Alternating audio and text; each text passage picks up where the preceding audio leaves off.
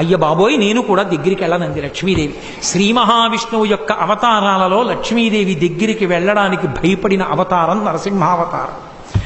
అందరూ భయపడుతుంటే ప్రహ్లాద నీ గురించే వచ్చింది అవతారం, స్వామిని నువ్వు దగ్గరికి వెళ్ళి ప్రసన్నుండి చేయమన్నారు.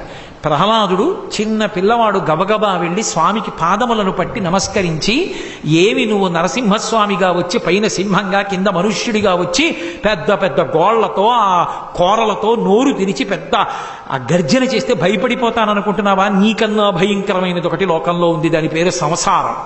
ఆ సంసారానికి భయపడతాను కానీ నీకు భయపడతాననుకుంటున్నావా?